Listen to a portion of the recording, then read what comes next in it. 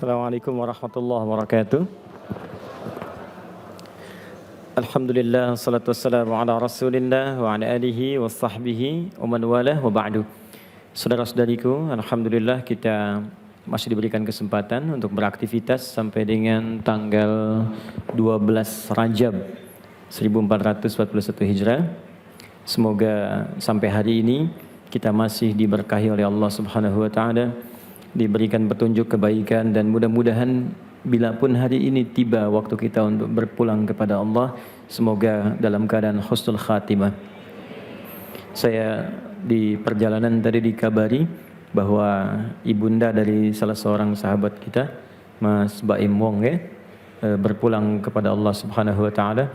Kita awali dengan turut mendoakan semoga dimuliakan oleh Allah Subhanahu wa taala. Seluruh keluarga beliau diberikan kesabaran yang terbaik dan jadi asbab hidayah pada nilai-nilai kebaikan. Hidayah itu bisa banyak.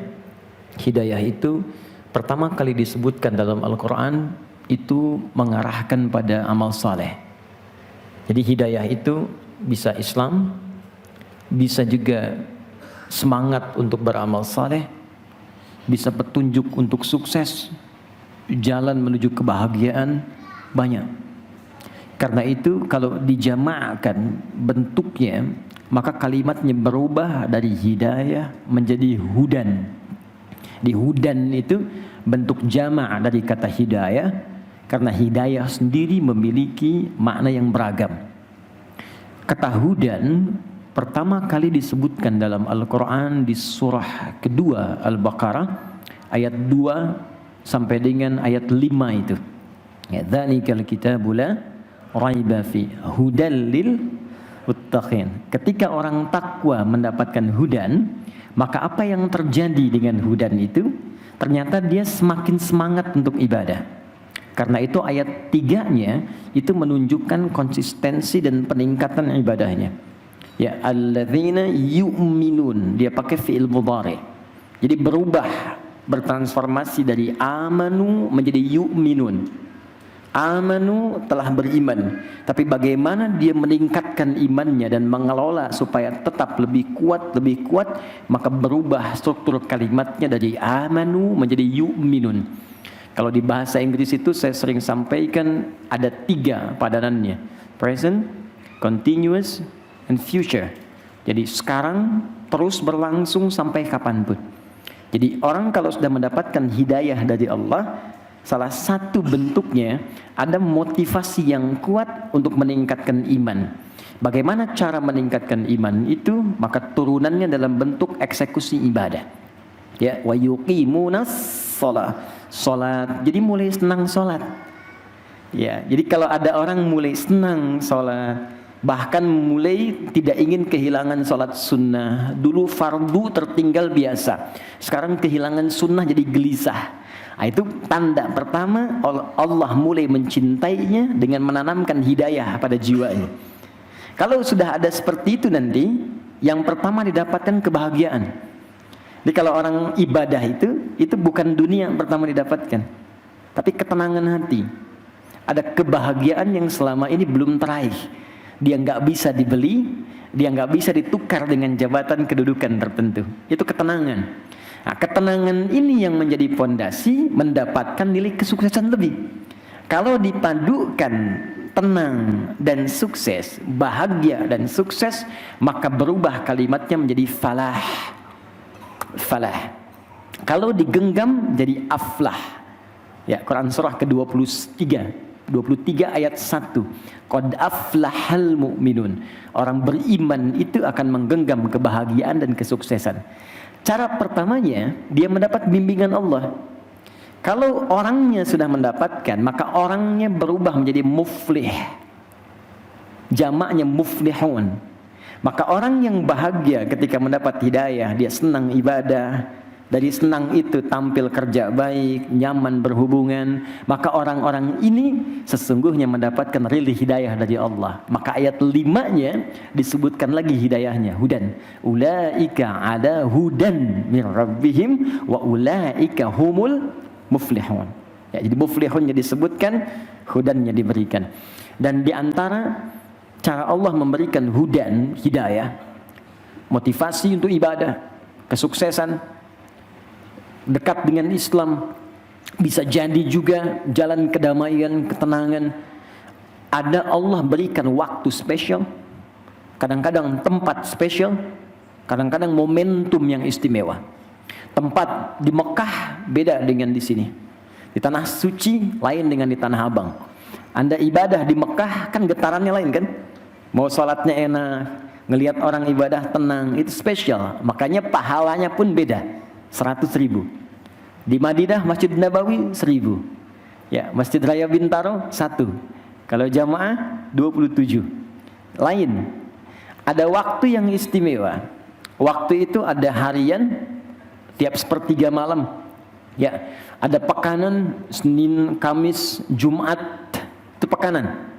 Ada yang sifatnya bulan, ayamil bid, ya, ada yang sifatnya tahunan. Di tahunan ini itu dibagi lagi. Ada yang sifatnya istimewa siang malam dengan amalan dan dilipat gandakan Ramadan. Tapi ada lagi satu waktu terdiri dari 4 bulan yang keutamaannya tidak sama dengan Ramadan tapi sangat istimewa. Bahkan saking istimewanya diturunkan satu ayat untuk mengangkat keistimewaannya, yaitu Quran surah 9 ayat ke-36.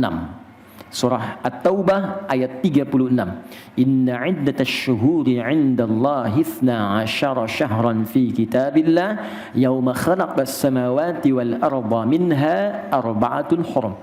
Sungguh kata Allah, jumlah bilangan bulan yang ditetapkan oleh Allah dalam setahun yang manusia menjalaninya ada 12. Jadi saya teliti di beberapa buku-buku referensi, kitab-kitab suci, itu hanya ditemukan dalam Al-Quran.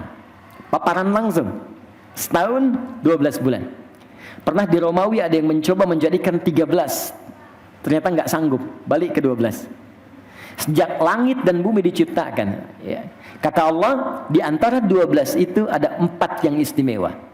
4 disebut bulan Hurum. Ditafsir oleh Nabi dalam hadis yang diriwayatkan Ibnu Abbas radhiyallahu taala anhuma. 4 ini kata Nabi thalathatun mutawaliyah. 3 bulan berurutan dia. 1 bulan ke-11. Ada yang ingat bulan ke-11? Zulqa'dah atau Zulqaidah? Yang Zulqa'dah angkat tangan. Oke, yang Zulqaidah? Baik, dua-duanya salah. Bukan Zulqa'dah, bukan Zulqaidah. Yang benar Zulqi'dah. Oke, nggak pakai O, Zulqi'dah. Oh, ya, beda antara Qa'dah dengan Qi'dah. Tulisannya sama. Ini, Qa'dah.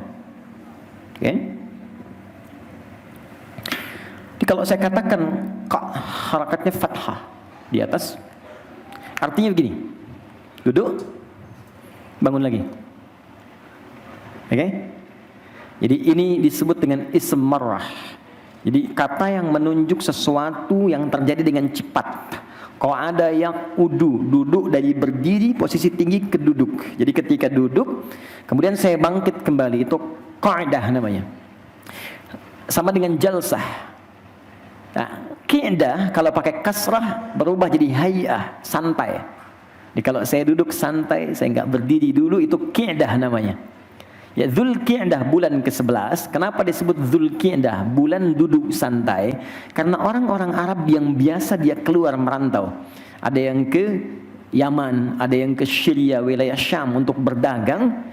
Bulan ke-11 ini mereka duduk santai di Mekah dan sekitarannya. Karena yang biasa dikunjungi akan datang ke Mekah kumpul saat musim haji.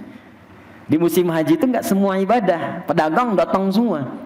Pedagang kan tabiatnya begitu, di mana ada orang banyak jadi objek kan, datang semua. Makanya di rangkaian ayat haji di Al-Baqarah 196 sampai 203, di ayat 198-nya Allah memberikan isyarat bisnis di musim haji. Ada. Itu peluang. Jadi kalau Anda memang pebisnis, kata Allah bidik. Yang memang marketnya ada, silahkan. Itu diantara manajemen bisnis dalam Al-Quran. Satu turunannya itu. Ciptakan peluang, tapi kalau peluang sudah ada, jangan ciptakan lagi. Anda buat produk yang paling bagus. Gitu. Ayatnya kita yang punya, yang baca Cina. Tapi jangan salahkan saudara-saudari kita dari Cina, karena mereka membaca peluang. Jangan terbiasa menyalahkan orang, terbiasa mengoreksi diri dan jadikan sebagai pedoman. Ya, orang Cina datang ke Jeddah karena nggak bisa masuk Mekah. Di Jeddah dia lihat apa yang dibeli oleh orang haji. Ada yang beli subhah, yang orang Indonesia menyebut tasbih, beli ini, beli itu. Tahun depannya mereknya sudah satu. Cina semua. Jadi laisa alaikum ya junahun. Ya, tidak ada dosa bagimu kalau memang pengen musim haji, pengen jualan saja silahkan. Yang haji-haji, yang jualan-jualan. Tapi kalau pengen fokus ibadah, haji, jangan haji sambil jualan. Paham ya? Oke. Nah ini Qidah namanya. Bulan ke-11. Yang bulan ke-12 Dzulhijjah, musimnya orang haji. Kemudian bulan pertama, 11, 12 bulan pertama. Apa bulan pertama di tahun Hijrah? Bukan Muharram. Apa coba? Bukan Muharram, bukan Safar. Bukan, kalau nggak tahu katakan wallahu a'lam, paling gampang.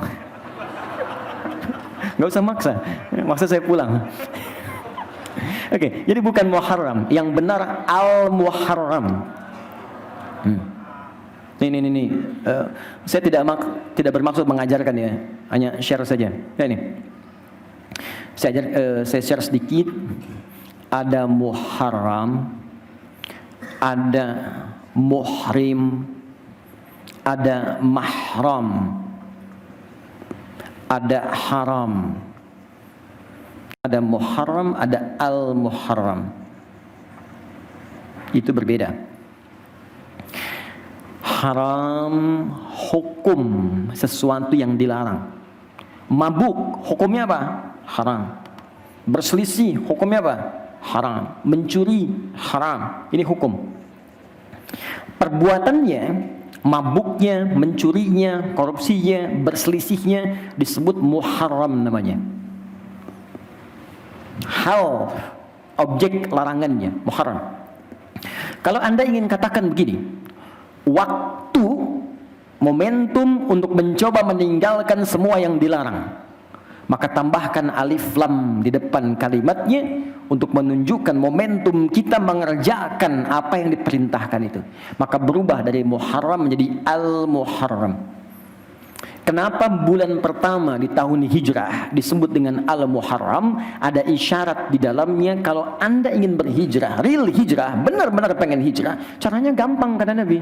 Mulai saat itu tinggalkan segala yang diharamkan, dilarang oleh Allah dan Rasulnya. Apa larangan pada mata, larangan pada telinga, pada lisan sampai ke ujung kaki.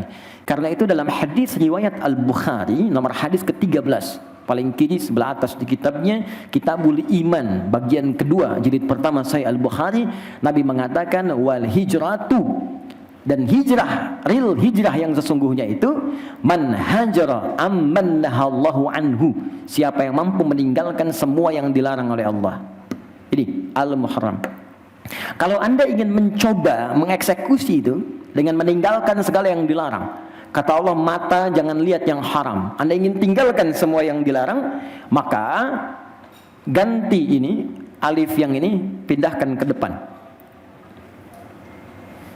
Atau kalau nggak mau susah, ya, ini langsung tambahkan hamzah, harakatnya kasrah, ihram.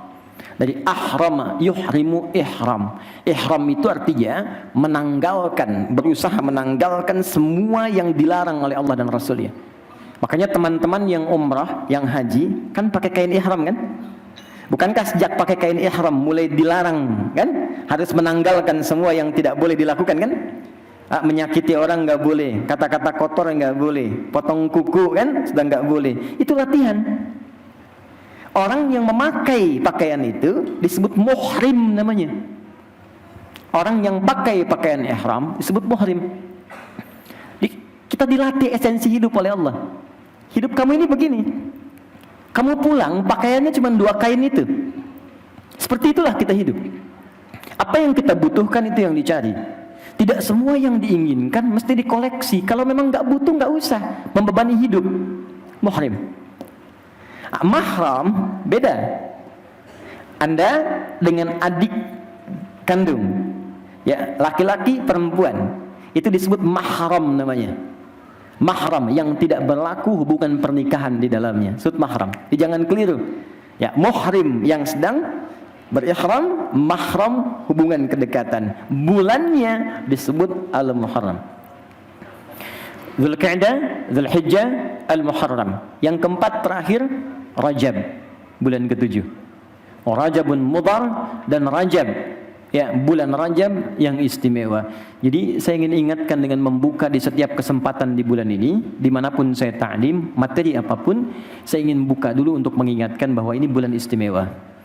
Kalau sudah lewat ini, kita nggak dapatkan lagi keutamaannya.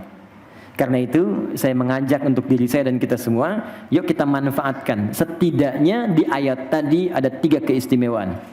Saya bacakan cepat, tapi karena ini bukan materi inti kita, jadi ini sebagai informasi yang kita maksimalkan saja. 1, ini bulan koreksi. Koreksi diri. Jadi bulan-bulan ini diminta kita oleh Allah langsung untuk pandai mengoreksi diri. Ayo introspeksi diri. Kebiasaan apa yang kurang baik yang kita kerjakan? Misal, maaf, kebiasaan mata lihat yang nggak bagus, telinga dengar yang tak baik, lisan berkata yang kurang bagus, sampai ke ujung kaki, perbaiki dulu. Karena itu ada redaksi, fala tazlimu fihinna anfusakum. Kamu koreksi dirimu. Jangan sampai kamu pandai tunjuk orang lain, kamu sendiri pun banyak yang kurang. Maka Rajab bulan mengoreksi diri. Sebelum sampai ke Ramadan kita latihan sehingga Ramadan kita sudah semangat ibadah. 2, Rajab bulan meningkatkan ibadah. Dan 3, Rajab bulan meninggalkan maksiat. Mengoreksi diri, tingkatkan ibadah, jauhi maksiat. Saya cuma infokan saja, orang yang sengaja bermaksiat di bulan Rajab itu dosanya 2 kali lipat di hari biasa. 2 kali lipat. Seperti orang yang sengaja beribadah meningkatkan di bulan Rajab, misalnya dia tingkatkan sholatnya, sholat sunnahnya perbanyak, tingkatkan bacaan Qurannya, maka pahalanya pun 2 kali lipat dari hari biasa. Itu keterangan sahabat Ibnu Abbas radhiyallahu taala anhuma. Cuma saya ingatkan, kalaupun ingin meningkatkan ibadah, hati-hati jangan bersandar pada hadis yang palsu, karena yang sahih banyak. Jadi ingat, jangan salahkan ibadahnya. Ibadahnya benar, cuma yang palsunya itu yang ditinggalkan. Jelas ya? Baik, nanti di diskusi kita kembangkan. Sekarang kita masuk pada sesi bahasan kita dulu. Semoga dengan itu ada kaitan dengan cara kita meningkatkan ketakwaan di hadapan Allah Subhanahu wa taala. Teman-teman, mohon izin, ini akan menjadi bagian kedua dari tema pertemuan kita tentang fikih salat. Saya sudah menyelesaikan untuk bagian pertama, fikih salat dari awal sampai dengan terakhir kemudian salam. Sekarang kita akan masuk pada bagian yang keduanya. Bagian kedua kita akan bahas tentang amalan pasca salat. Ya. Saya infokan dari sekarang mumpung Anda mungkin ada yang baru bergabung juga sehingga nanti tahu apa yang akan kita bahas. Insyaallah bulan yang akan datang itu kajian penutup sebelum Ramadan. Sekaligus saya akan berikan semacam kurikulum pembahasan untuk di pertemuan-pertemuan berikutnya, sehingga sebelum Anda sampai kemari Anda tahu apa yang akan dipelajari. Bagian pertama tentang fikih salat saya sudah uraikan dari wudu sampai terakhir kemarin tahiyat tinggal salam. Kemudian yang kedua, amalan pasca salat, apa yang dikerjakan selesai salat. Dan yang terakhir sebagai tambahan, salat sunnah khususnya untuk salat jenazah, satu paket. Nanti kita akan belajar bagian ketiga tentang fikih jenazah, dan saya ingin mendekati kepada realnya. Kalau real kan repot ya, kalau nyatanya kan nggak bisa gitu, nggak mungkin kalau sedang belajar. Tapi kalau mendekati, maksudnya nanti kalau sudah mau mengafani, cari kafan yang betul-betul kafan, ya. Kemudian perangkatnya harus sama persis. Ya, jadi nanti siap-siap kalau ingin jadi volunteer dari sekarang boleh daftar. Nanti siapa yang bagian nalkinkan bagaimana, cara mengafani bagaimana, nyolatkan seperti apa, sampai mengangkat ya mayit, ditempatkan di keranda, sampai dibawa jadi jenazah, dimasukkan ke lahatnya seperti apa, kita akan coba sempurnakan insyaallah. Yuk kita masuk bahasan yang kedua dari fikih salat, amalan pasca salat. Kita mulai dengan menghapus terlebih dahulu. Quran surah ke 4. An-Nisa ayat 103. Quran surah keempat ayat 103. Terima kasih Mas. Sebentar. Quran surah keempat ayat 103. Oke? Paling kanan di pertengahan di mushaf, fa idza qadaytumus salata, jika Anda telah tuntas mengerjakan salat, selesai. Maka amal apa yang dikerjakan? Fadhkurullaha, maka bergegaslah untuk berzikir kepada Allah Subhanahu wa taala. Jadi di ayat ini disebutkan amalan pasca salat itu zikir namanya. Ya. Apa amalannya? Zikir, langsung. Bahkan perintahnya menggunakan fa. Fadhkurullaha. Fa harfu atfin, ya, rabitin baina syai'aini bila hudud. Huruf yang menggabungkan dua peristiwa berlangsung cepat tanpa jeda. Peristiwa pertama salat, peristiwa kedua zikir. Antara salat dengan zikir itu cepat seketika. Begitu selesai salat, kapan tanda selesai salat itu dimulai? Salam. Dibuka dengan takbir, ditutup dengan salam. Begitu selesai salam, assalamualaikum warahmatullah, assalamualaikum warahmatullah, selesai, maka seketika amalan berikutnya zikir. Jelas dulu sampai sini? Baik. Sekarang pertanyaannya, zikir itu apa? Oke. Bentuknya seperti apa?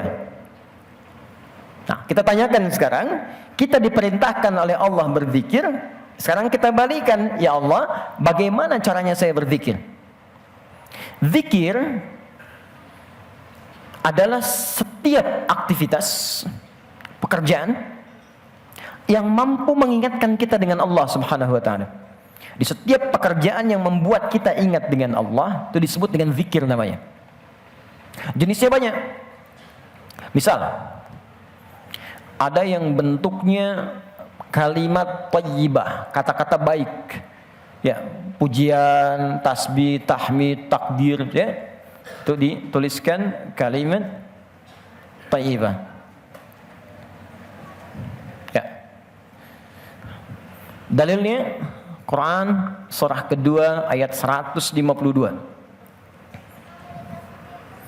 Detailnya Quran surah ke-17 ayat 110 misal. Quran surah kedua ayat 152, paling kanan sebelah bawah di mushaf standar. Fadhkuruni azkurkum. Fadhkuruni, zikirlah, sebut nama saya, kata Allah. Sebut. Azkurkum, orang yang sering menyebut saya, sering berzikir kepada saya, azkurkum, aku pun akan menyebut-nyebut dia. Ya, awas, beda antara kita menyebut Allah dengan Allah menyebut kita, itu lain. Maknanya lain. Kalau kita menyebut Allah, maka kita memanggil Allah dengan kalimat thayyibah. Jenisnya bisa apa? Bisa langsung dengan kalimat Allah. Ya Allah, Ya Rahman, Al-Asma'ul Husna. Atau disandingkan dengan sifat Allahu Akbar, Alhamdulillah, Subhanallah. Yang dipanggil Allah disandingkan dengan nama-nama baik. Subhanallah, Alhamdulillah, Allahu Akbar. Itu yang dimaksud Quran surah 17 ayat 110. Ya, paling kanan di pertengahan di mushaf. Qulidullah, sebut nama Allah. Awidur Rahman atau Ar-Rahman. Ayyamma tad'u falahul asmaul husna. Apapun yang Anda sebutkan, Allah punya tawaran nama-nama terbaik yang kalau Anda bacakan seketika pahala diturunkan. Di perbuatan yang melahirkan pahala disebut hasanah. Di setiap kita mengerjakan kebaikan ada pahalanya, namanya hasanah. Kalau menjadi nama bentuknya jama' menjadi husna namanya. Disebutkan baru nyebut nama ada pahala. Tuh bayangkan. Kalau pekerjaan, ya salat pekerjaan, baca Quran pekerjaan, dikerjakan ada pahala. Yang ini spesial disebut ada pahala. Husna, al-asmaul husna. Bisa istighfar, astagfirullah, astagfirullah, astagfirullah. Bisa. Ya. Di antaranya istighfar dalilnya Quran surah ke-51 ayat 18. Wabil asharihum yastaghfirun. Ada orang-orang menjelang subuh, pernah saya terangkan ini, rajin istighfar. Astagfirullah, astagfirullah, astagfirullah. Bahkan disebut begini, orang yang rajin istighfar dan dilatih pasca sholat nanti. Nanti saya tunjukkan urutan-urutannya. Dilatih pasca sholat, orang yang rajin istighfar akan dikumpulkan oleh Allah dengan 5 golongan utama di surga. Ya, jadi dia dengan 4 golongan lain. Itu nanti ada di Quran, surah ketiga Ali Imran, ayat yang ke-16-nya. Paling kiri sebelah atas. Ya, sampai 17. 16 sampai 17. 16-nya pengakuannya, 17-nya menunjuk kepada orangnya.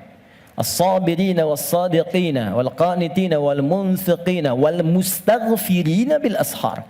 Orang rajin istighfar akan dikumpulkan Allah di surga dengan 4 golongan utama.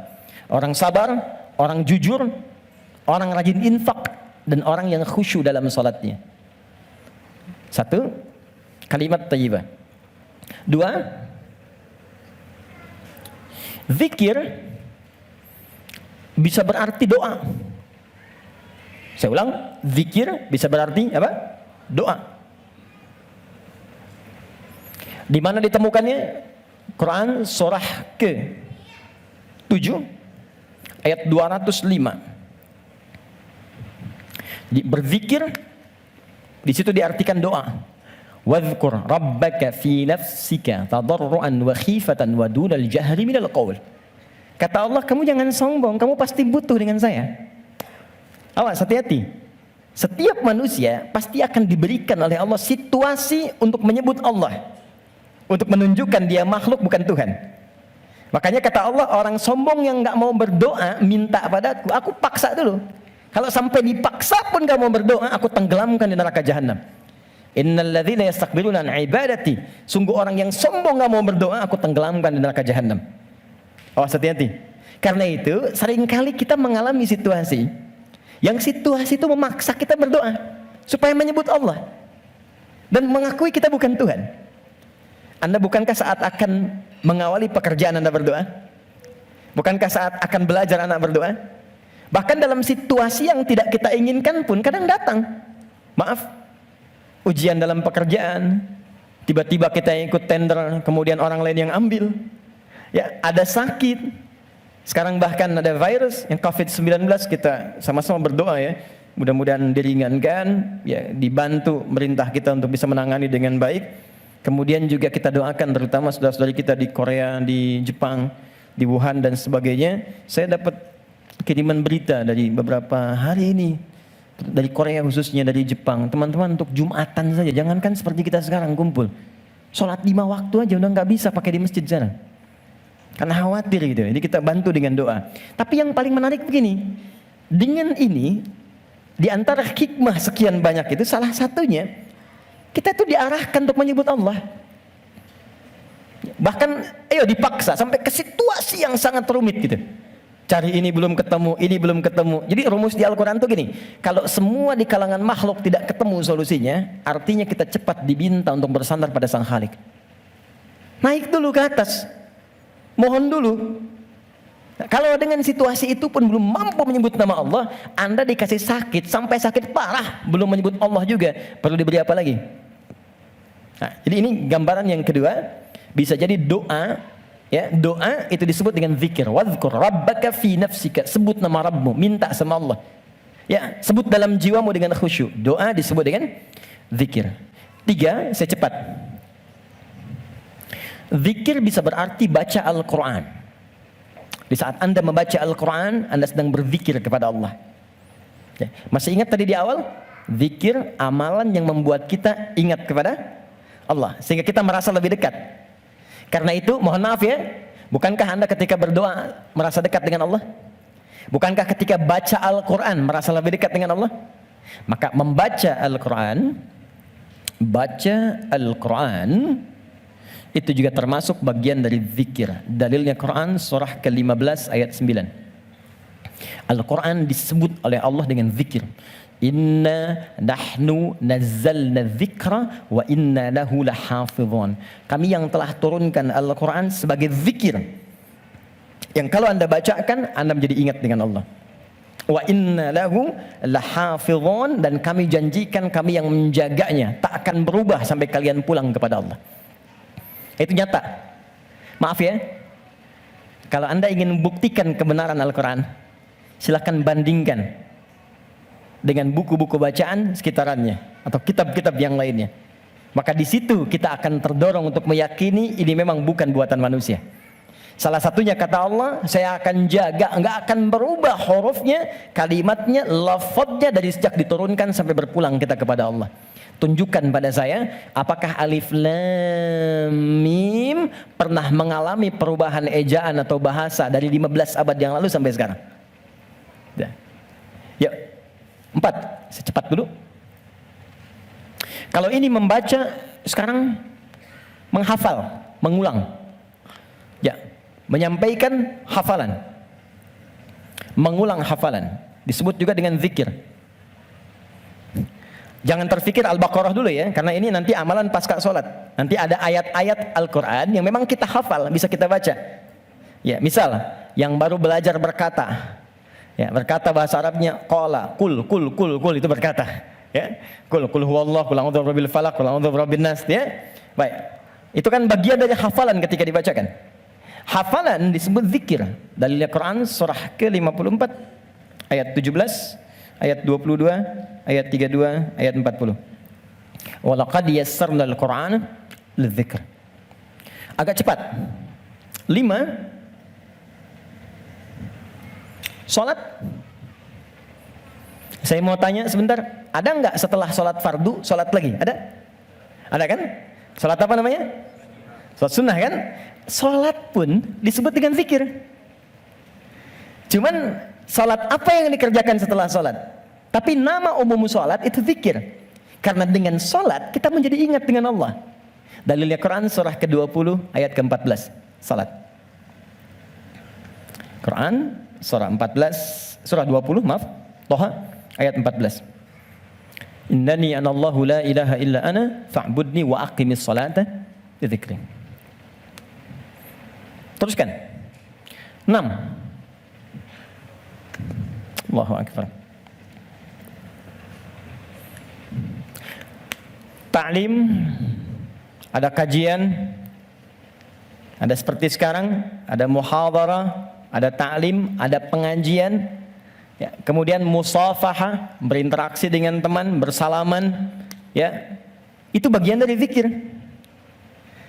Bagian dari zikir, nama umum dari zikir ada di Quran surah ketiga, ayat 190 sampai 191-nya, khususnya di ayat 191-nya. Kegiatan sosial yang mengingatkan kita dengan Allah, yang menjadikan kita ingat Allah.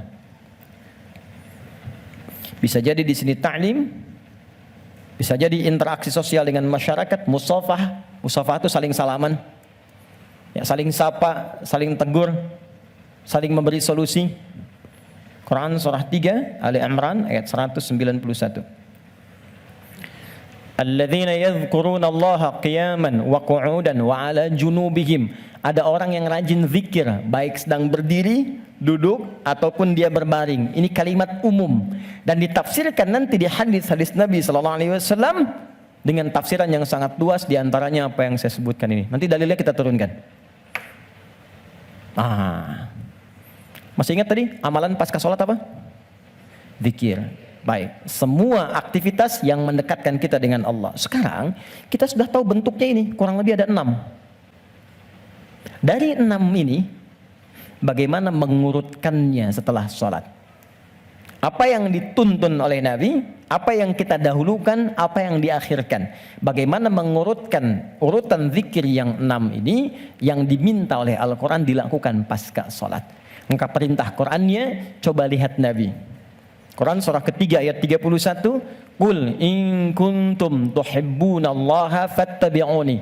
Katakan Muhammad pada semua umatmu, jika kalian serius mencintai Allah, maka caranya ikuti apa yang Nabi tuntun. Jadi dari sini ada 6 petunjuk pasca salat tuh langsung doa. Apakah langsung salaman? Ataukah langsung salat?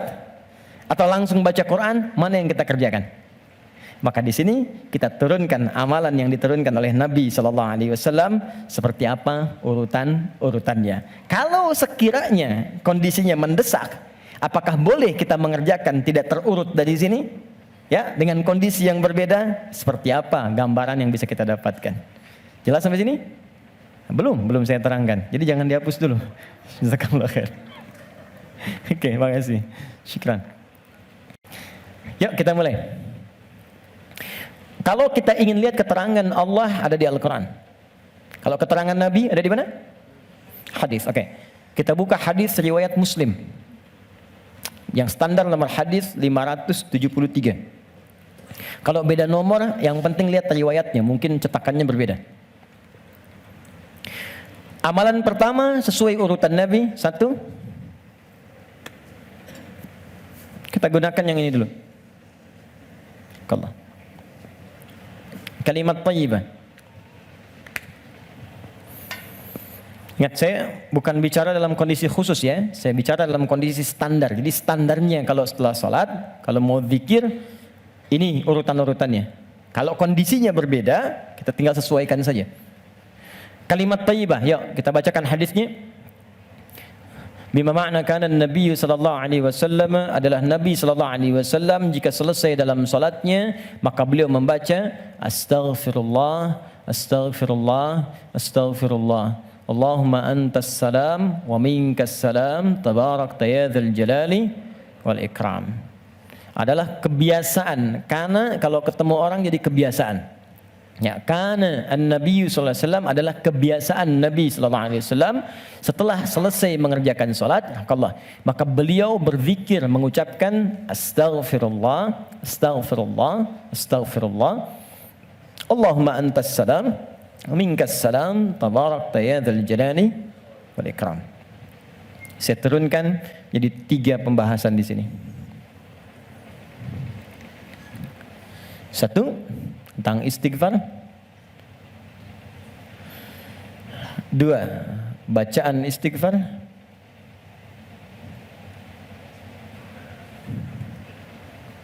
3 cara istighfar. Oke.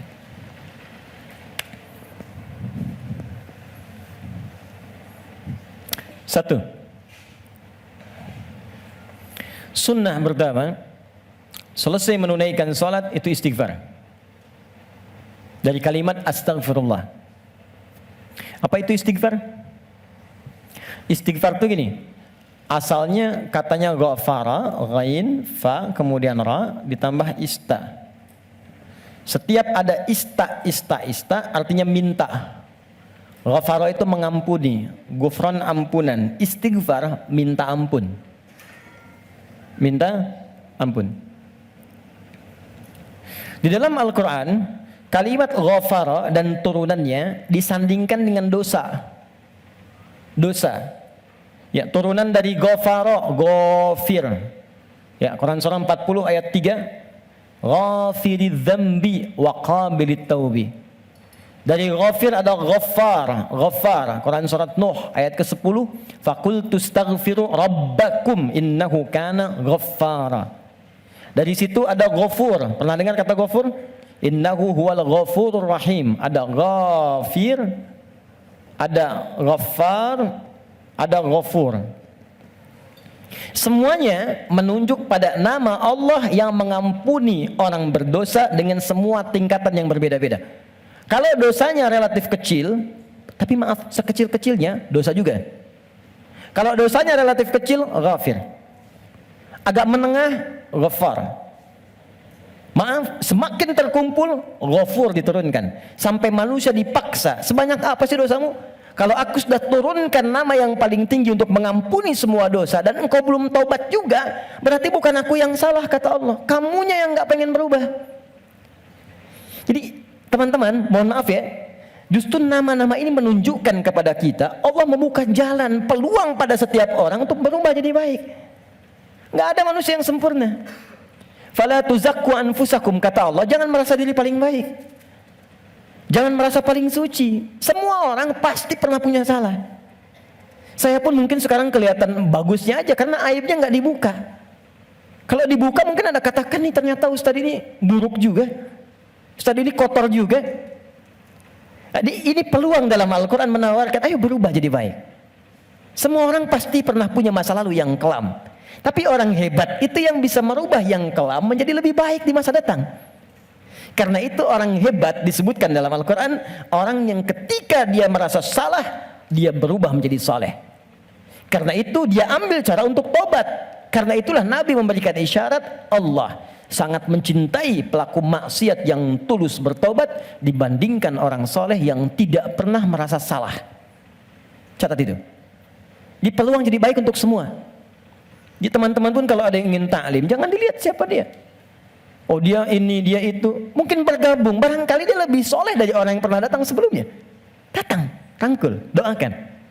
Insya Allah jadi baik. Ini turunkan. Tapi yang paling menarik teman-teman sekalian, nah fungsi istighfar yang pertama, kita minta ampun, artinya ada dosa.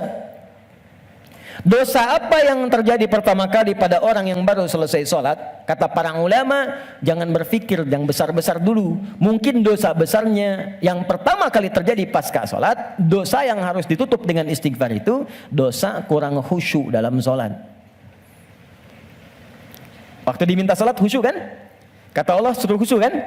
Wasta'inu bisabri wassalah wa innaha lakabiratun illa 'alal khasyin. Ayo salat, salat yang khusyuk. Hafidhu 'ala salawati wa salatil wusta wa qumu lillahi qanitin. Quran surah kedua ayat 238. Kata Allah kalau kamu salat yang khusyuk ya. Tapi berapa banyak dari sekian salat yang khusyuk? Bahkan baru takbir sudah kurang khusyuk. Allahu akbar, katanya Allah yang akbar. Katanya Allah yang besar. Tapi kok tiba-tiba pekerjaan jadi besar? Update status jadi besar. Ya, media sosial jadi besar, kendaraan jadi besar. Allahu Akbar ingat mobil, Allahu Akbar ingat IG, Allahu Akbar ingat Facebook. Berarti kan sudah keluar dari konten kekhusyuan, kan? Nah, kita bisa tutupi. Jadi yang kurang-kurang dalam salat itu, salah satunya diampuni oleh Allah kekurangan itu dengan istighfar. Jadi istighfar yang pertama kita lakukan bisa menutup kekurangan-kekurangan dalam salat yang kita kerjakan. Jadi kalau ada yang kurang khusyuk dalam salat, selesai itu dengan istighfar kita. Astagfirullah, astagfirullah, astagfirullah. Paham sampai sini? Oke, satu. Dua, bagaimana bacaannya?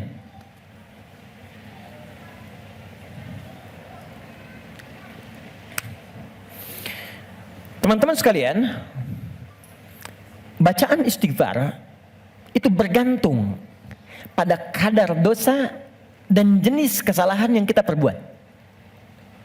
Misal, kalau yang standar tadi, ini kan standar. Ingat cara membaca hadis Nabi itu begini, jangan pakai terjemahan. Lihat dengan ilmunya.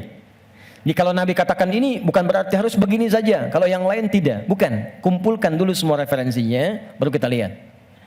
Yang tadi, yang singkat, itu bacaan standar. Astagfirullah, astagfirullah, astagfirullah. Itu standar. Standar kita baca untuk menutupi kekurangan dalam salat. Tapi kalau kita ingin memohon kepada Allah dengan istighfar itu real, nyata, menggugurkan dosa yang kita kerjakan, maka coba oleh antum diingat dulu, punya jenis dosa apa yang kita kerjakan dalam kehidupan. Ya, saya beri contoh 3 dalam Al-Quran. Sebenarnya nggak terlampau banyak ya. Dosa standar. Dosa standar. Apa dosa standar itu? Ya standarnya memang sering berdosa. Contoh, mata fungsinya apa? Oh kan, lupa kan? Oh, sudah lupa suka nggak ingat memang. Mata itu untuk kita bukan melihat, tapi melihat yang baik-baik. Ingat, melihat yang baik-baik. Teruskan kalimatnya. Kalau melihat saja, semua dilihat. Tapi ketika Anda ikutkan melihat yang baik, berarti ada yang boleh dilihat, ada yang tak boleh dilihat. Yang baik itu yang dilihat. Ketika mata melihat yang tak baik, berarti salah. Kalau salah, berpeluang dosa. Gambar tak baik, nggak boleh dilihat. Tayangan tak baik, nggak boleh dilihat. Digi, maaf sekali kalau kurang menyenangkan kalimatnya, tapi karena saya sayang dengan Anda. Saya sayang, saya khawatir nggak bisa berjumpa di suatu saat nanti. Dan saya nggak tahu saya pun di mana. Tapi karena saya sayang pada Anda, saya sampaikan kalimat ini. Kalau dipandang saya nggak boleh, apalagi dilakukan, maka jangan jadi pelakunya. Melihat aurat orang saja yang tampaknya nampak, nggak boleh dilihat. Terus Anda jadi pelakunya, jadi bintangnya gitu. Maka berapa banyak dosa Anda kumpulkan dari situ? Jadi ketika mata saja, ini kan mata peluang melihat yang tak baiknya banyak. Ya Anda keluar dari sini, Videotron muncul. Jangankan keluar, buka handphone ada gambar, WhatsApp ada iklan. Anda lihat status, yang lihat status istri orang. Terus sebaliknya. Ya salah? Tidak. Tapi kalau syahwat datang jadi keliru. Salah bicara, coba tunjukkan pada saya. Sampai jam sekarang saja teman-teman, jam 11 ini, berapa kali mata salah lihat? Telinga salah dengar, pikiran salah menangkap, lisan salah bicara, sampai ujung kaki. Maka untuk menutup itu ada zikir standar yang kalau dibacakan kita memohon kepada Allah, lisan yang salah tempat, mata yang salah tempat, telinga yang salah fungsi bisa ditutup oleh Allah dosa-dosanya. Salah menempatkan sesuatu disebut dengan zalim namanya. Zalim itu keliru menempatkan sesuatu bukan pada tempatnya. Gelas untuk minum, gayung untuk mandi. Ada orang mandi pakai gelas, minum pakai gayung. Zalim. Mata melihat yang baik, ketika dipakai melihat yang tak baik, zalim namanya. Maka ada zikir untuk menutup perbuatan zalim dan minta rahmat kepada Allah untuk mengampuni dosa-dosa yang tertuang dalam perbuatan zalim itu. Itu di Quran surah ke-7 ayat ke-23. Dan zikir itu sudah diajarkan oleh Nabi Adam sejak pertama turun dari surga ke bumi. Rabbana zalamna anfusana wa illam taghfir lana wa tarhamna lanakunanna minal khasirin. Quran surah ke-7 ayat 23. Oke. Kalau teman-teman pengen baca untuk menutup dosa-dosa itu, kita tahu nih banyak dosa misalnya. Atau mohon maaf saya tes dulu atau saya tes lagi. Barangkali ada yang merasa dosanya masih sedikit. Yang nggak punya dosa hari ini siapa? Boleh angkat tangan. Oke. Yang sedikit. Yang banyak. Kayak saking banyaknya kita sulit angkat kan? Karena merasa ada, karena standar. Ini apalagi sekarang peluangnya banyak tuh. Saya barusan protes tuh di pagi tadi. Saya mengingatkan pada media-media. Kenapa sih sekarang banyak menampilkan yang buruk-buruk tayangannya? Sehingga jadi tutorial maksiat gitu. Sekarang maksiat tuh ada tutorialnya. Coba, Allahu Akbar, saya di jalan aja mau ke sini, buka berita isinya pembunuhan, perampokan, gini itu. Apa nggak ada yang baik-baik diberitakan? Orang itu kan apa yang diberitakan, pasti itu yang dilihat. Jadi kalau Anda membuat tayangan bagus punya dilihat juga. Jadi kalau bisa bikin yang soleh, kenapa membuat yang salah? Kalau bisa membuat yang baik, teman-teman nih ya, misal Anda nih ikut project, bekerja di situ. Jadi kalau Anda semuanya kompak kerjakan yang baik, ya kan ikut kok semuanya. Siapa mau mainkan yang buruk-buruk? Jadi kalau kita bisa mengerjakan yang mulia, kenapa harus mencari sesuatu yang tidak baik? Nah, sekarang kita sendiri ketika mengerjakan diingat, ini baru hari ini, belum sebelumnya. Di begitu kita ingat, kita ingin tutupi, mohon izin, saya mungkin kalimatnya kurang menyenangkan. Setiap kita akan yakin akan meninggal. Pasti akan wafat. Pasti. Teman-teman pernah ingat gak? Kita mengaji dari tahun berapa? Sampai sekarang. Coba hitung satu-satu di antara kita. Apakah ada yang selama kita awal mengaji masih ada orangnya sekarang? Mungkin sebagian sudah gak ada. Mungkin kita sholatkan sama-sama bahkan. Atau kalau bukan dia, kerabatnya yang pulang duluan. Dan kita akan menyusul. Dan kita yakin suatu saat kita akan disolat, kita akan pulang. Nah sekarang kita yakin kita akan wafat, tapi kita nggak punya bekal untuk pulang. Anda mudik bulan Ramadan aja, ke Idul Fitri, Anda nggak punya bekal, kan nggak berani mudik Anda. Kata Pak nggak mudik Pak, nggak ada bekal. Sekarang kita mau kembali kepada Allah dan Anda merasa, saya merasa, kita merasa kurang bekal. Sebagaimana cara kita pulang? Maka yang standar tadi kita perbaiki. Maaf ya, maaf. Kan tidak ada aibnya kita istighfar. Jadi baik itu salahnya apa sih? Mata kan sama-sama melihat juga. Telinga sama dengar juga. Jadi kalau kita bisa mendengar yang baik, kenapa harus mengerjakan yang tidak baik? Maka kita koreksi. Kita bacakan. Rabbana zalamna anfusana. Ya Allah kami selama ini salah. Anfus itu diri. Saya salah menempatkan tubuh saya. Saya mengakui mata saya salah lihat. Saya mengakui telinga saya salah dengar. Sampai ke kaki saya, Allah. Saya mengakui itu semua. Wa illam taghfir lana ghafar. Dan saya mohon ya Allah, kalau Kau nggak ampuni dosaku ini saat ini, wa tarhamna, nggak rahmati aku, nggak sayangi aku dengan ampunanmu, lanakunanna minal khasirin. Aku takut kalau pulang aku rugi. Aku takut kalau wafat sekarang dosaku masih banyak. Itu minta. Ini yang pertama. Maka dari itu, Anda boleh bacakan itu. Kalau standar tadi, astagfirullah, astagfirullah, astagfirullah. Jadi yang dimaksud baca astagfirullah itu yang standar untuk menutup yang salat. Jadi kalau Anda sudah bacakan itu astagfirullah, astagfirullah, astagfirullah, kemudian Anda ingin spesifik mengoreksi diri Anda, Rabbana zalamna anfusana wa illam taghfir lana wa tarhamna lanakunanna minal khasirin. Paham? Satu. Dua, saya beri contoh yang lain.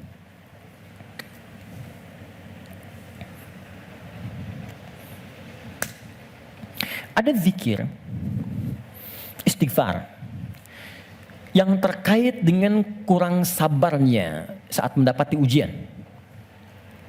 Sampai Anda berkata, ya Allah kenapa mesti saya? Ya Allah saya kan pengen hijrah, kenapa banyak masalah? Ya Allah kenapa pekerjaan saya nggak pernah sukses? Ya Allah kenapa rumah tangga saya jadi begini, saya kan pengen berubah. Itu pernah terjadi di masa Nabi Yunus alaihissalam. Nabi Yunus Dzannun pernah diuji oleh Allah. Jadi Anda bayangkan, Nabi aja yang jelas surganya itu diuji. Masa kita yang belum jelas surganya nggak pengen ujian? Oke. Jadi teman-teman sekalian, kita kembalikan Quran surah ke-21. Ayat 87 sampai 88. Wa dzannuni idh dhahaba mughadiban wa dhanna an lan naqdira alaihi. Dan aku perkenalkan, kata Allah, aku buka kisah Dzannun, Yunus alaihissalam. Ya, aku tugaskan. Jadi Yunus punya tugas alaihissalam berdinas di bumi sebagai rasul. Tantangannya nggak mudah. Maaf ya, ada yang kemudian mencela, ada yang menghina, ada yang menghujat, sampai naik ke kapal, sampai dilempar ke laut, sampai ditelan ikan paus. Puncaknya, sampai puncaknya. Saya mau tanya pada Anda, kalau ditelan ikan paus, kira-kira pengap atau tidak? Sudah pernah masuk? Gelap ya? Kita bayangkan, gelap, pengap, sulit kan? Tapi yang ingin saya katakan begini, Nabi Yunus pada saat itu muncul sisi kemanusiaannya. Keluar kalimat begini, ya Allah, kapan kau tolong saya? Tuh. Idzaba mughadiba fa dhanna alla naqdir alaihi. Dia kira kami enggak akan tolong. Dia berkata, ya Allah kapan tolong saya? Kemanusiaannya. Cuman karena beliau nabi dan rasul, punya sifat ma'sum, maka diturunkanlah bimbingan oleh Allah untuk menjaga beliau supaya terbebas dari kesalahan. Dijaga. Itu sifat ma'sum dari nabi dan rasul. Maka kami turunkan zikir kepadanya untuk mengatakan, kamu jangan mengeluh. Ini ujian. Maka diajarkan zikir oleh Allah untuk mengentaskan keluh kesahnya. Setelah keluh kesah hilang, maka semua kenikmatan didatangkan kepadanya. Tapi yang paling menarik, di ujung ayatnya ditutup, akan ada orang beriman melakukan keluhan yang sama di masa depan. Walaupun gak masuk ke perut ikan paus. Makanya kalimat Allah ketika membebaskan Nabi Yunus dari perut ikan paus setelah berzikir itu, kalimatnya fastajabna lahu fanajjainahu minal ghamb. Kami cepat jawab doanya, jadi begitu berzikir, dikabulkan oleh Allah, ditutup semua dosa-dosanya. Dosa mengeluh ditutup, dosa seakan menyalahkan Allah ditutup. Ketika ditutup, kami selamatkan dari kesulitannya, kami limpahkan rezeki yang pernah dirasakan oleh ia sebelumnya, bahkan lebih. Tapi belum selesai ayatnya. Wa kadzalika nunjil mu'minin. Demikian pula kalau ada orang beriman tanpa batas di masa depan, umat siapapun ia, mengeluhkan peristiwa serupa, kalau dia melakukan zikirnya, aku lepaskan dari kesulitan yang menghimpit, aku berikan kebahagiaan tanpa batas. Saya tanya pada Anda, pernah nggak ada yang mengeluhkan ujian Allah dalam pekerjaan misalnya? Di rumah tangga, ya Allah kenapa mesti saya? Ya Allah why me? Kata Allah why not? Ya Allah kapan ini berakhir? Sebentar lagi. Ya Allah, ya Allah, ya Allah kenapa saya? Ya Allah saya kan pengen baik. Udah pengen hijrah bagus, datang ke masjid tampilan bagus, sendal paling bagus, pulang hilang sendal. Ya, ada aja gitu kan? Dan kita menuntut. Ya kata Allah tuh, kamu ini bagaimana? Nabi dulu aja diuji.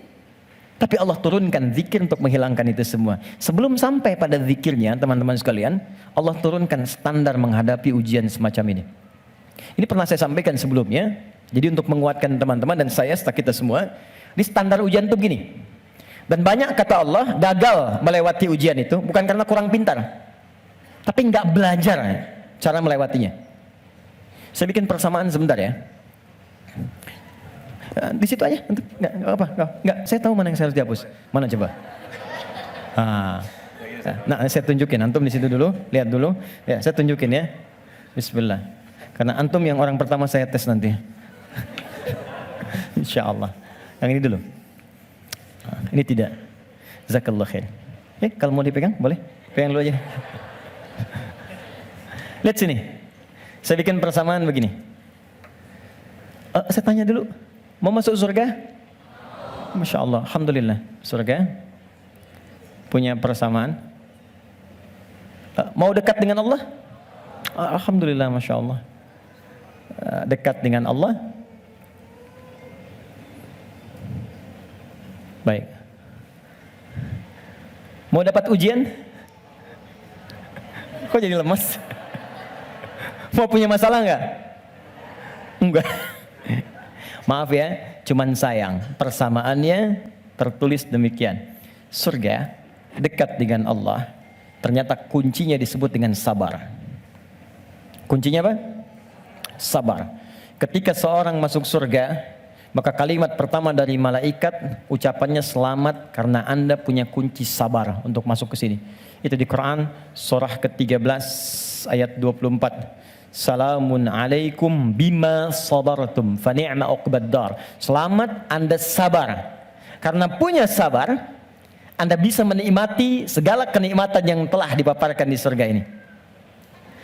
Yang ingin dekat dengan Allah, ternyata kuncinya pun serupa, sabar. Dalilnya Quran surah kedua ayat 153. Innallaha ma'as sabirin. Allah bersama orang-orang sabar. Di saya membuat persamaan begini. Surga sama dengan dekat dengan Allah sama dengan sabar.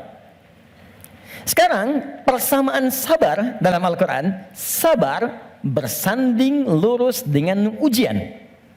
Dengan masalah. Ujian. Masalah. Dalilnya Quran surah kedua ayat 155 paling kiri sebelah atas. Walanabluwannakum bisyai. Kami akan uji siapapun yang hidup. Jadi sepanjang hidup pasti akan mengalami ujian. Kalau persamaan berikutnya, ujian sama dengan hidup. Jadi kalau kita baca persamaan secara terbalik, orang hidup pasti mendapat ujian. Persamaan terbaliknya, orang yang tidak ingin dapat ujian sama dengan tidak ingin hidup. Nah, sekarang saya tanya lagi, siapa yang tidak ingin punya masalah? Boleh angkat tangan? Terus Anda maunya apa? Oke, sekarang lihat kembali. Fokus baik-baik. Lihat sini. Jadi setiap orang hidup pasti diuji. Kalau nggak hidup, baru nggak dapat ujian. Sepanjang hidup pasti ada masalah. Anda berpikir nggak pengen punya masalah pun itu sebetulnya masalah. Setiap kita pasti punya masalah. Saya pun di sini sedang menghadapi masalah. Seperti Anda pun belajar dengan saya sedang menggali persoalan. Nah sekarang saya keluarkan persamaan ini. Di matematika kan begini kan, A sama dengan B sama dengan C sama dengan D. Maka A sama dengan B, A sama dengan C kan? B juga sama dengan C, C sama dengan D. Kita turunkan ini. Surga sama dengan dekat dengan Allah, sama dengan sabar, sama dengan ujian. Maka kalau kita turunkan, orang yang mau pengen ke surga sama dengan ujian. Pengen dekat dengan Allah sama dengan ujian. Pengen sabar sama dengan ujian. Jadi kalau Anda ingin mendapatkan surga, pasti dapat ujian. Karena surga itu kunci untuk mendapatkan nikmat Allah. Dan untuk mendapat nikmat Allah, sabar. Untuk sabar ada ujian. Jadi ujian itu kunci untuk ke surga. Ujian itu kunci untuk dekat dengan Allah. Ini makanya berbahagialah ketika sedang punya masalah. Artinya itu mendekatkan Anda untuk dekat dengan Allah. Coba ibu kalau nggak diuji dengan perilaku suami yang kurang menyenangkan, ibu nggak akan mungkin nikmat tahajud malam hari minta sampai berderai air mata. Kenapa jadi ketawa? Antum kalau nggak diuji dengan ujian pekerjaan, nggak akan nikmat antum puasa. Bukankah tahajud datang saat pekerjaan mulai macet? Saat akhir bulan uang belanja belum keluar? Baru kan mulai ya Allah. Terus puasa, terus baca Quran. Di kadang-kadang ujian itu muncul supaya kita bisa menikmati kedekatan dengan Allah. Di ketika Anda mengatakan, ya Allah, aku ingin ke surga Firdaus. Baik, nih ujian. Ini masalah. Cuman, supaya gampang mengatasi itu, diturunkanlah fikihnya, muncul caranya. Bagaimana supaya ringan menghadapi ini? Jadi bukan gelar yang dibutuhkan di sini. Pelajaran. Anda nggak belajar, nggak lulus ujian. Sekarang ini ada ujian kehidupan, nggak dipelajari, status Anda setinggi apapun, gagal. Bagaimana rumusnya? Sebelum kita ke kalimat yang kita akan bacakan, maka turunan-turunan di Al-Quran. Ada 3 rumus. Pertama, kalau Anda sedang menghadapi masalah, kalau tidak ingin rumit, baik di kantor, di rumah, dimanapun, pertama kata Allah berlaku Quran surah kedua ayat 286. La yukallifullahu nafsan illa. Ini nih rumusnya. Prinsip pertama, tolong tanamkan dalam jiwa kita. Mustahil Allah menguji seorang hamba di luar batas kemampuannya.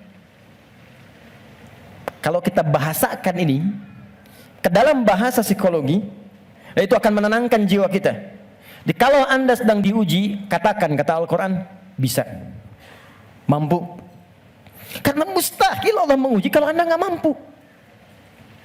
Teman-teman maaf ya, yang mampu itu Anda, bukan saya. Di ketika Anda punya masalah sebesar apapun sekarang, Anda mampu, saya tidak. Karena itu Anda yang diuji, bukan saya. Allah menilai Anda mampu. Kenapa Anda pesimis? Allah menciptakan kita mengatakan Anda mampu. Kenapa kita yang diciptakan pesimis? Nikmati saja, katakan pasti bisa. Mampu saya. Kita yang punya ayatnya, orang Jepang yang praktekan. Bahkan dia bikin benteng Takeshi. Kamu bisa, kamu bisa, kamu bisa. Hanya untuk menaklukkan Takeshi. Kita punya, saya senang baca ya, senang baca dulu lihat. Nonton tidak. Cuma saya senang lihat baca apa gitu kan. Baca saya tahu. Son Goku, musuhnya Piccolo, penulisnya Suzuki Watanabe, saya tahu itu. Ya. Nah, jadi tapi bacaan saja ya. Liverpool kalah 2-0 sama Chelsea, saya tahu nih. Nah, balik sini. Kembali ke awal tadi. Jadi ya itulah ujian. Kita mampu. Yang kedua, rumus kedua, Quran surah kedua Al-Baqarah di pertengahan ayat. Ya, yuridullahu bikumul yusra wala yuridu bikumul usra. Paling gampang al-insyirah, inna ma'al usri. Itu secara psikologis itu akan menguatkan kita. Dikata Allah, kalau engkau sedang punya masalah, katakan pada dirimu, pasti mudah. Pasti ada solusinya. Jadi kalau diri kita begitu, itu akan ringan menghadapinya. Maaf ya, dibandingkan Anda menulis status, nggak akan selesai. Ternyata kamu tidak seperti yang aku kira. Capek. Udah aja, pasti selesai, pasti bisa. Nah sekarang persoalannya, cara kita mengatasinya, ikhtiarnya bagaimana sekarang? Nah supaya kuat, maka kadang-kadang ada tindakan yang keliru. Kadang mengeluh, kadang curhat nggak jelas, kadang cerita ke orang, alih-alih kemudian kita mengadu kepada Allah. Atau puncaknya malah menyalahkan Tuhan. Maka diturunkanlah oleh Allah sebuah zikir lewat lisan Nabi Yunus alaihissalam, yang kalau dibacakan, seketika Allah tenangkan keadaan jiwa, dibuang keluh kesah, dan langsung diberikan jalan terbaik untuk mendapatkan nikmat yang diharapkan. Apa bentuk zikirnya? Quran surah ke-21 ayat 77-nya. Wa nada fil zulumati alla ilaha illa anta subhanaka inni kuntu minadh. Itu zikirnya. La ilaha illa anta subhanaka inni kuntu minadh zalimin. La ilaha illa anta subhanaka inni kuntu minadh zalimin. Ini umum. Bisa di jabatan mungkin kurang menyenangkan, bisa di harta benda, bisa di persoalan. Nabi Yunus kan dia menjabat sebagai rasul, cuman dikerjai oleh orang, dilempar ke perut ikan paus sampai keluar. Bahasa Qur'annya, wa kadzalika nunjil mu'minin. Kalau ada orang beriman berzikir seperti sama yang dikerjakan oleh Yunus, kami selamatkan ia seperti kami selamatkan Yunus alaihissalam. Boleh dikerjakan pasca salat. Langsung perintahnya di Al-Quran. Jadi kalau secara pribadi bacakan Rabbana zalamna anfusana, zikir terkait tadi bacakan ini. Bonusnya ada juga kan penyakit yang suka memvonis diri. Ya Allah, aku kok malah sakit begini? Kenapa mesti aku yang sering tahajud, sering puasa? Kenapa begini? Lakukan zikir Nabi Ayub alaihissalam. Bukan hanya diberikan ketenangan pada jiwa, bahkan diberikan kesembuhan. Diberikan kesembuhan. Saya berani mengatakan ini karena saya coba praktekkan di kalangan teman-teman spesifik. Dan hatinya 100%. 100%. Ini ada saudara kita yang sedang ikut karantina dari Goa. Cukup jauh, Makassar ke sana. 30 orang. Rata-rata di atas 50 tahun. 53, 57, sekian. Sekaligus pendidikan imam. Sekarang di Sukabumi. Ada di antara mereka yang matanya satu nggak ngelihat. Satu. Coba saya sampaikan pesan Al-Quran ini, saya datang, saya kunjungi ke sana, saya sampaikan, begini cara menghafal, Anda bacakan doa ini sebelum menghafal ini, setelah menghafal ini. Kalau ada hajat khusus, cari di Al-Quran. Saya tunjukkan beberapanya. Tahu apa yang terjadi? 2-3 hari ke belakang saya dapat berita, ternyata yang nggak melihat ini, hari pertama, kedua, ke-13, ke-14, ke-15, tiba-tiba remang-remang melihatannya. Begitu masuk hari selanjutnya, dia buka kamar mandi masih pakai handuk, langsung ada cahaya. Ini nyata. Kelihatan semua benda yang di situ. Bisa melihat kembali. Dia keluar seketika, dia langsung sujud. Bersyukur kepada Allah Subhanahu wa Ta'ala. Ini kisah nyata, saya tidak mengarang. Nanti mungkin sebentar lagi ke depan akan kita sampaikan untuk share kepada yang lain. Ada kemuliaan. Jadi kalau makhluk mengatakan mustahil, itu tanda dari Khalik, tinggalkan makhluk, minta pada Allah. Nah, ada zikir Nabi Ayub alaihissalam untuk menghilangkan keluh kesah ketika sakit. Itu di Quran surah ke-21 ayat 83 sampai 84. 84 jawabannya. Wa ayyuba idz nada rabbahu, zikirnya anni massaniya dhurru wa anta arhamur rahimin. Allahumma anni massaniya dhurru wa anta arhamur rahimin. Ya Allah, penyakit ini sudah mengganggu saya, melukai saya, sedangkan Engkau yang paling sayang kepada saya. Kalau yang paling sayang saja tidak menyembuhkan saya, kepada siapa lagi saya mesti meminta? Oke, jadi itu ya. Itu zikir pasca salat. Kalau ingin standar, silakan. Astagfirullah, astagfirullah, astagfirullah. Allahumma antas salam, minkas salam, tabarakta ya dzal jalali wal ikram. Kalau ada kebutuhan tertentu, silakan pilih. Ya, sesuai dengan standarnya. Kalau tobat umum dengan ini ingin dipanjangkan, silakan. Astagfirullahalazim alladzi la ilaha illa huwal hayyul qayyum wa atubu ilaih. Boleh. Nah, cuma cara bacanya seperti apa? Karena banyak orang baca itu pun tidak mendapatkan hasil yang diinginkan. Maka terakhir, cara berzikir seperti yang digambarkan dalam Al-Quran dan hadis-hadis Nabi sallallahu alaihi wasallam. Oke, ini bagian terakhir. Setelah itu kita jeda sebentar, kita diskusi kalau ada yang mau ditanyakan. Kemudian nanti kita urutkan selanjutnya kemana amalan-amalan berikutnya. Terakhir, teman-teman masih ingat apa itu zikir? Amalan yang menjadikan kita ingat kepada Allah. Sekarang gini, poinnya ingat Allah. Nah, jadi istighfar bagian dari zikir. Jadi saat istighfar pun fungsi zikirnya pakai. Istighfar dengan ingat Allah. Ini bukan cuma diucapkan di lisan. Astagfirullah, astagfirullah. Jangankan antum, beo pun bisa. Ajarin beo antum di rumah. Astagfirullah, astagfirullah, astagfirullah, astagfirullah, astagfirullah, astagfirullah. Bisa. Anak antum ajarin. Astagfirullah, astagfirullah, astagfirullah. Jangankan habis sholat, ada anak mau disuntik istighfar. Astagfirullahaladzim ya Allah, astagfirullahaladzim ya Allah. Ampuni aku ya Allah. Buka YouTube, ada. Ya. Jadi anak-anak tuh unik pokoknya. Apa yang diajarin, itu yang dia tangkap. Diajarin tayo, dia sebut tayo. Oh tayo, oh tayo. Nih. Rambo, Karpoli, Embers, macam-macam. Ya. Jadi luar biasa. Kembali ke sini. Nah, jadi kalau kita ingin bacakan ini, maka fungsi zikirnya pakai ingat Allah. Nah, kalau kita ingin gunakan istighfar dengan mengingat Allah, bagaimana cara Allah meminta kita membaca istighfar itu? Itu yang kita keluarkan. Di Quran surah keempat An-Nisa ayat 17 sampai 18. Quran surah 4 ayat 17 sampai 18. Ini caranya.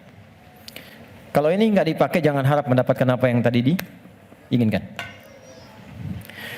Innamat taubatu 'ala Allahi lilladzina ya'maluna su'an bijahalatin thumma yatubuna min qarib. Sungguh taubat yang hanya diterima oleh Allah itu. Jadi di sini ternyata berzikir dengan istighfar disandingkan dengan kalimat taubat. Tadi masih ingat nggak? Istighfar itu kan meminta apa? Ampunan. Kalau minta ampun lawannya berarti punya apa? Salah, punya dosa kan? Baik, dosa itu perbuatan baik atau buruk? Buruk. Buruk itu bahasa Arabnya su. Su itu buruk. Ya.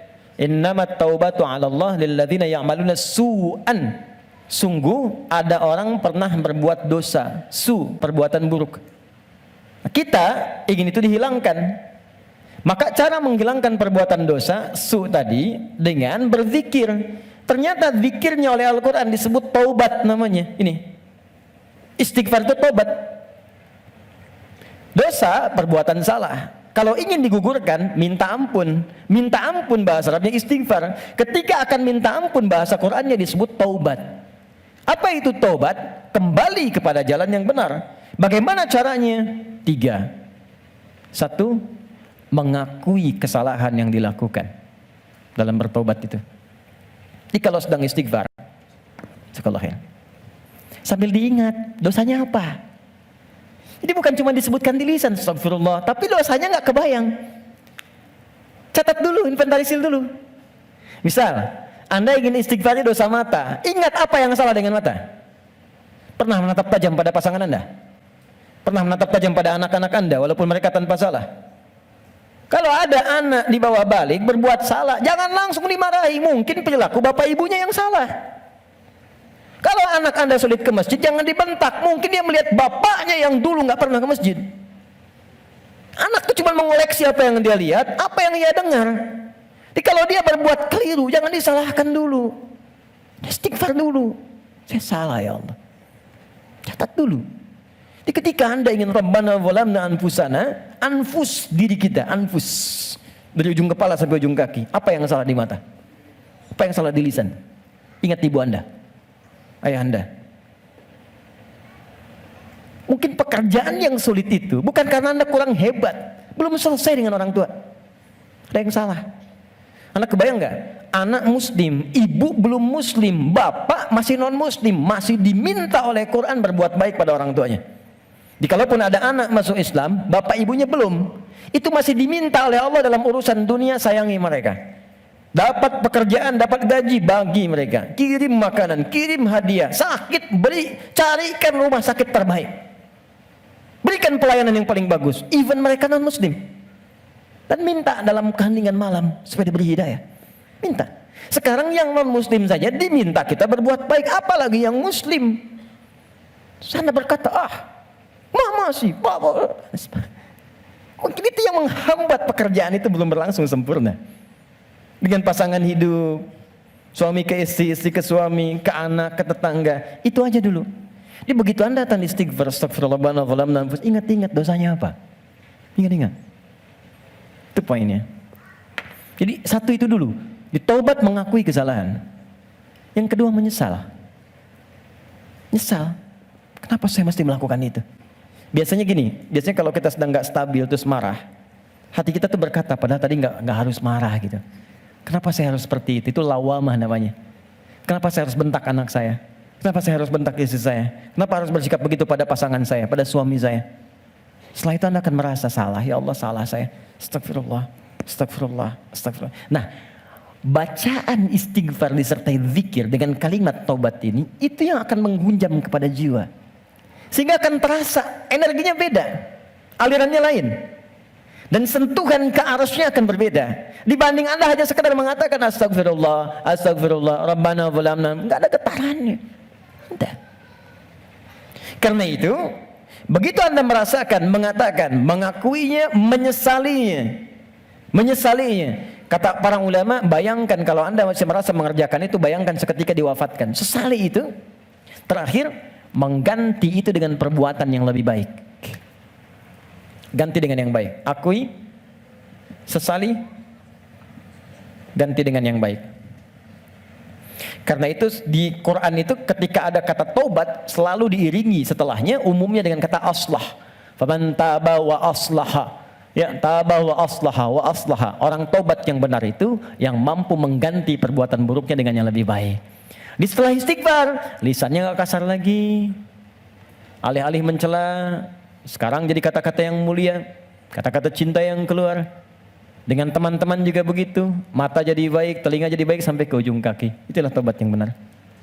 Jadi kalau esensi istighfar kita mau benar, ini teman-teman gini ya, kalau ini dipraktekkan satu aja, jadi orang baik kita. Satu aja, jadi orang baik. Lalu apa yang kurang baik dalam Islam? Nggak ada Pak. Makanya jangan sembarangan menyebut Islam. Ini sekarang banyak di luar orang bikin isu tentang Islam, cuman salah. Cara berpikirnya keliru. Sekarang kan yang disebutkan Islam semua, Islam radikal. Jadi angin membangun persepsi Islamnya memang radikal.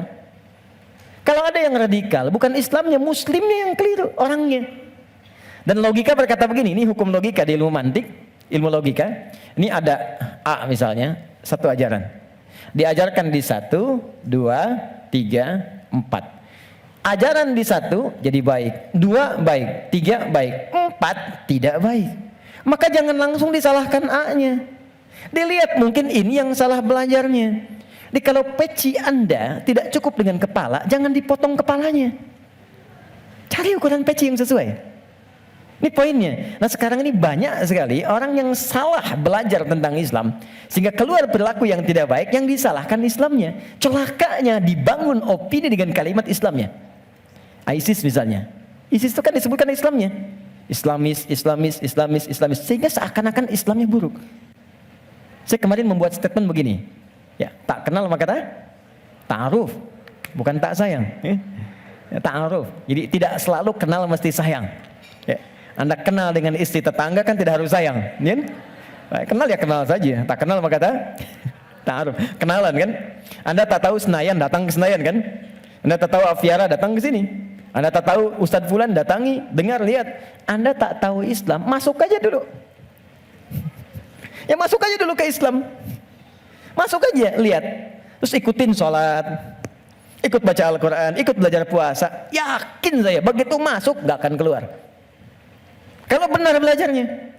Kalau belum siap masuk dengan pintu syahadat, lewat belajar dengan pintu sholat. Ikut-ikutan dulu pakai jilbab.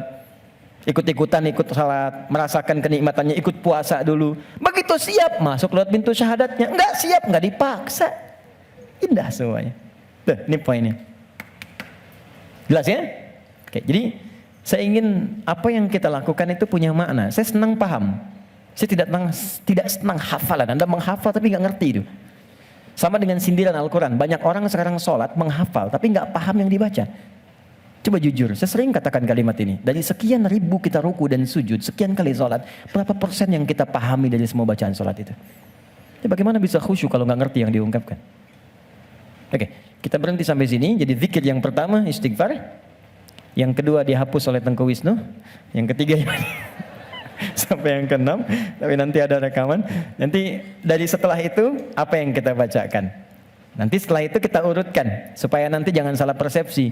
Oh kalau ada yang baru salam, assalamualaikum warahmatullahi wabarakatuh, ternyata ngajak salaman, mungkin dia mempraktekkan yang ini. Nah kalau dia belum tahu, nanti bagaimana caranya? Jangan yang belum tahu dimarahi, belum tahu itu diberitahu. Ya. Assalamualaikum warahmatullahi. Astagfirullahaladzim. Astagfirullah. Ya marah orang. Ya. Nanti kita lihat seperti apa gambarannya.